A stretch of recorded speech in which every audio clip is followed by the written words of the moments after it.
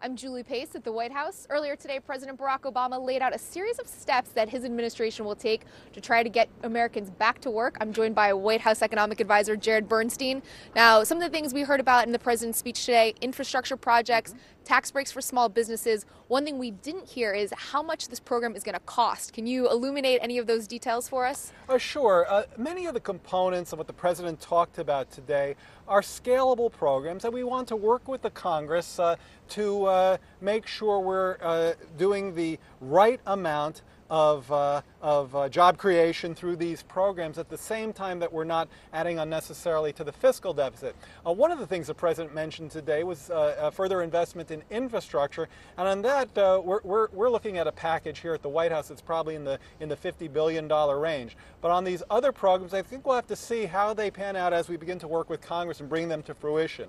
On the infrastructure programs in particular, Republicans have come out and said this is basically a stimulus program. Does the administration see it that way? Well, no, not at all. I mean, a stimulus program in our vernacular is a wide, diverse, far-reaching program like the Recovery Act. In this case, we're talking about really three targeted areas of job creation where we think we can get the biggest bang for the buck and help to build off of some of the successes of the Stimulus Act to bring some job creation forward and hasten this recovery in the labor market where we simply haven't seen enough of it. The president mentions in almost every speech about the economy that the government alone can't get this economy back on track. What is the responsibility of the private sector right now?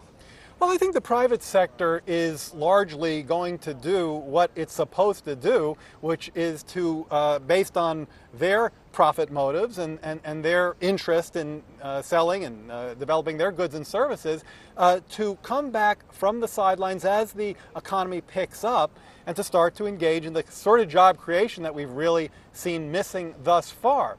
That's going to happen. It's a matter of when.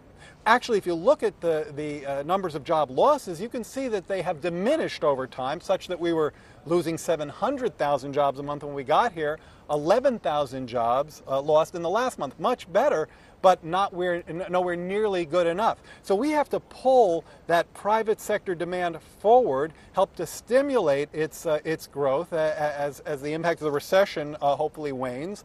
That kind of circular mechanism is exactly what we're shooting for here. I just want to talk about TARP. We actually got some good news on that.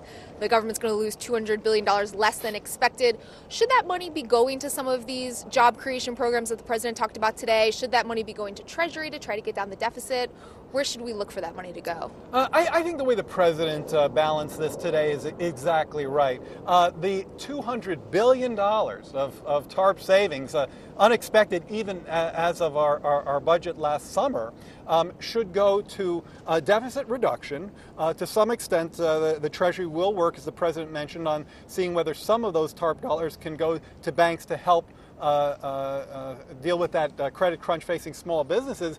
But once you engage in the deficit reduction, you have the fiscal space to shift from funding banks on Wall Street to creating jobs on Main Street. And I think that kind of fiscal space that we can get from that $200 billion would be very useful for American working families. $100 billion split on this, maybe? We're certainly not settling in on any split right now. Okay, thanks very much. Sure, White House economic advisor Jared Bernstein. I'm Julie Pace for the Associated Press at the White House.